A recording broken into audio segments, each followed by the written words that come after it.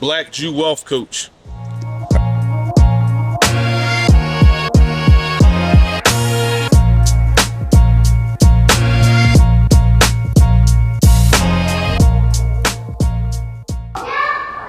I don't know if you like me or not, but I'm getting burnt out of social media. I'm tired of all these bullshit ass infomercials, all these people regurgitating information. This is burning me out. I don't even look at social media half the time no more. What they need to start doing is attaching people's tax returns and net worth sheets and what they actually own or what they're investing in. Because everybody's a guru. But please show me what you're actually doing and what that you're teaching people how to do, that you actually do this for a living and making money off of it. I'm tired of this shit. I don't want to see it no more. Instagram needs to do something about this. Everybody watches a podcast or a YouTube video, now they're an instant expert. Please show me how you're getting this stuff done. Stop selling people stuff that you don't do and you're not making money off of it. Because it's burning everyone out and everyone's getting ripped off. I'm tired of this shit. Social media can stop everything else. They need to stop all these frauds out here from selling shit that they're not making no money off. They watch somebody else do it. Now they're telling you, oh, I can do this. You can turn a boat into a mansion in 5 seconds and make $1 billion. Man, that shit is burnt out, man. I got something for you. I'm trying to figure out, right? How does a person that doesn't do underwriting, right, tell somebody what underwriting is supposed to do? How about you submit the information, right, and then go back and forth like every other bank does? See, this is the problem, and it's not even trying to be funny. He's not a banker. He doesn't even know what underwriting requires.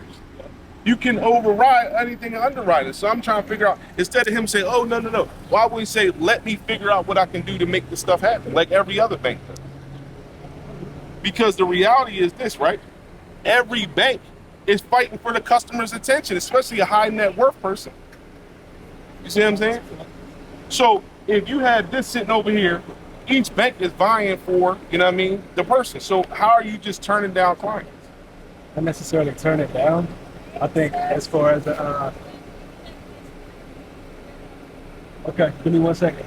More so of a stipulation on the business as far as requirements. Every financial institution is different. So, well, this place has very low lending practices. It's a conservative level more than anything. It's more so conservative. You know what I mean? Anything under what you call it, you don't even need any type of documents, no docs. Yeah, I mean every financial institution gonna be different though, bro. That's no here. Here, it's a little different. I mean, it's conservative lending for sure.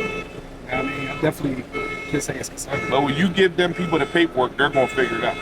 That's the whole thing. Let's see what we get into. Okay. I mean, I appreciate it. No doubt, man. Enjoy your weekend. You too. All right?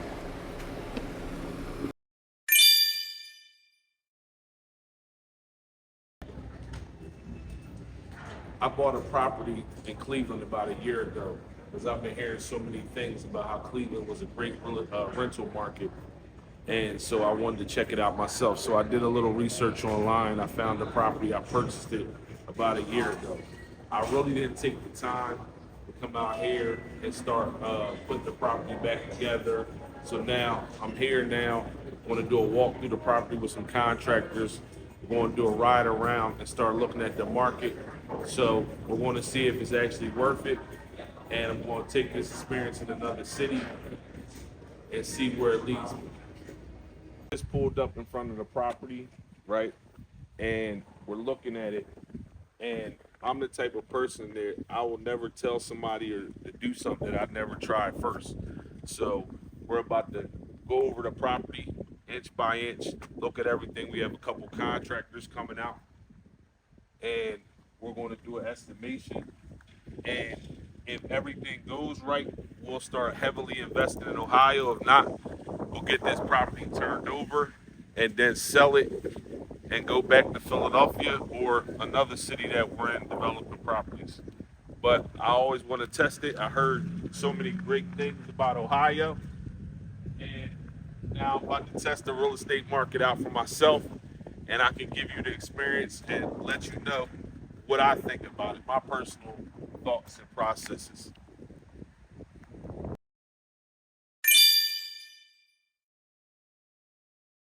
I think everyone deserves a nice, decent, clean place to live. I'm going to use government subsidy. I preach that all the time. Section 8 veterans program. And people always say, oh, they're going to mess your property up. Well, check this out. There's bad people and there's good people. I'm tired of people trying to paint the narrative like because someone's going through a hard time, they're a bad individual. That's not fair. It's biased.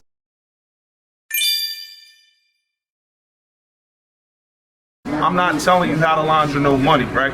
All the depreciating assets that you have, this is only for the 5% of people that run around the streets. What are the 5% of people? The 5% of hustlers that's successful. They buying a girl multiple Chanel bags, Louis Vuitton glasses. You do not need that for the new life that you're about to transformation into. Don't take that money out the streets or whatever you got going. It's none of my business. What you do is you go in your closet. You see all them bags. Go to Poshmark. Go to eBay. Any alternative website. Sell all that stuff. Sell your sneakers. All them Balenciagas. Sell them all. The watches, the jewelry. Go to sell your car. So all that money is now going to come back in your account clean. Now you have legitimate, clean money to go invest in the real estate.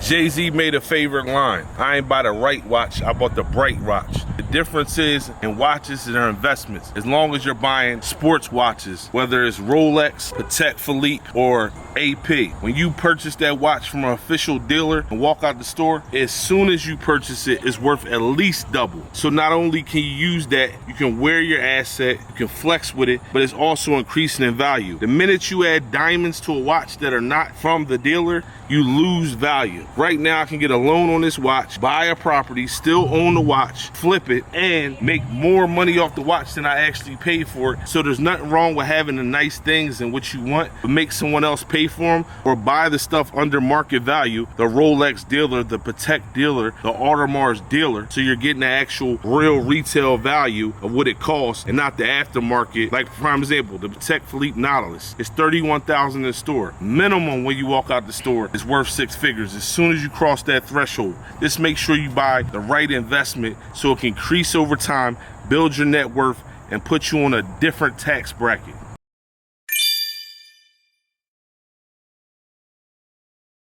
Being able to put yourself in other people's shoes. So me, the investor, has to then turn myself into me, the renter, or me, the buyer.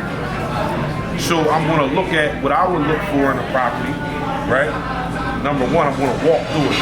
I'm going to look at how big it is, how big the space is. If I take these steps out, if I knock this wall down, how can I open this room up to make it look like it does? How can I turn these stucco, how can I turn this drywall to an open brick palace with the floating stairs and the hardwood floors and the marble running all up the wall?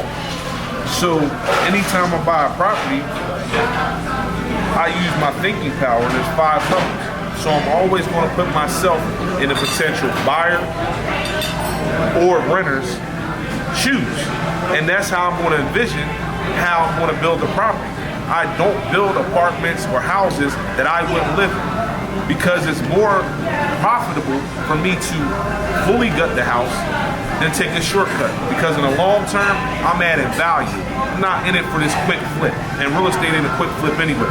So if you're going in just trying to do brush up stuff, skipping the plumbing, skipping the HVAC, skipping all the stuff, you're going to lose because you might have saved a couple dollars, but every 5 seconds if you're renting that property, every 5 seconds if you're renting that property, the tenant's going to be calling. And the maintenance fees is going to keep adding up. Now you got to take down the wall.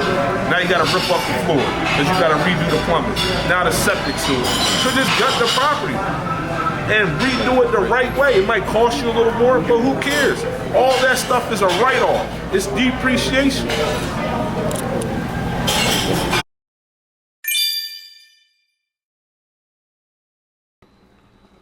What do I look for in a good contractor? First of all, I look for a person that's honest. I look for a person that's loyal. I look for a person that has all their credentials, their license, their insurance. Come together. They have their own vehicle. Get this joint together. You know what I mean? Subs are a little bit different, but a general contractor, he needs to have all these things. He needs to have the equipment. And I also want to see the jobs that he's done and completed and talk to a few of his customers because I don't have time for games. It's a serious business, a lot of money involved, and I got other partners, even if I'm doing deals with myself. and I have a family to take care of, so I can't afford to take those losses with these people. This losses come with the game. Don't get it twisted. We all lose, but a loss to me is a learning experience. I learned what not to do, how I can improve it, and what I can do better.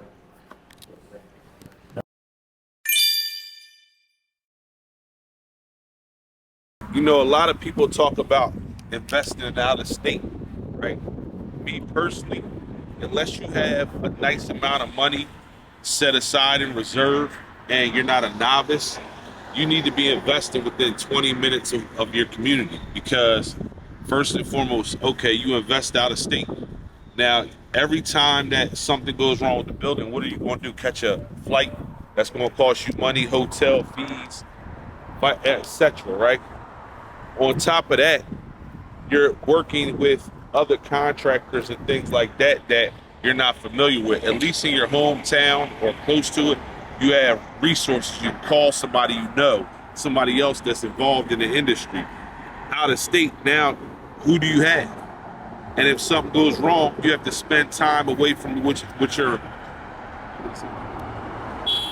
you have to spend time away from what really feeds you at this present moment while you're slowly building out your real estate profile.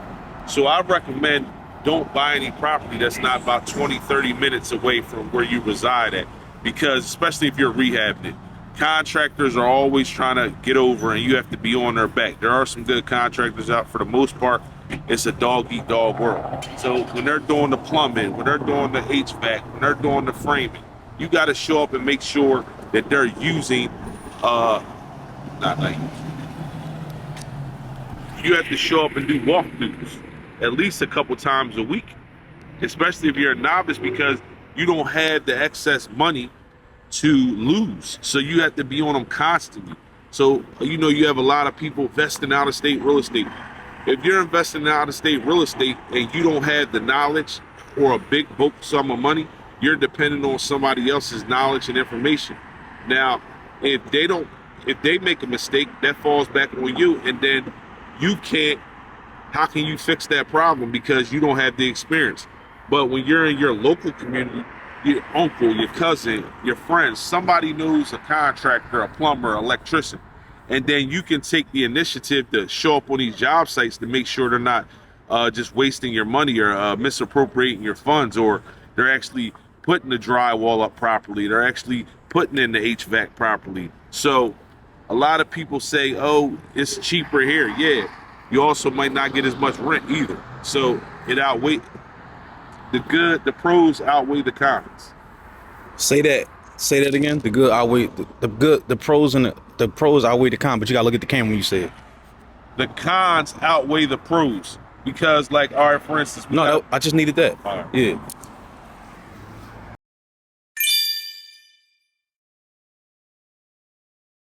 Got invited to the Forbes 30 for 30 next year. I'm gonna hit that list. You can bet on that. But right now, get the link with like-minded entrepreneurs and share energy and vibes and ideas. You know what I mean? To put it in perspective and put it into play and execute going forward.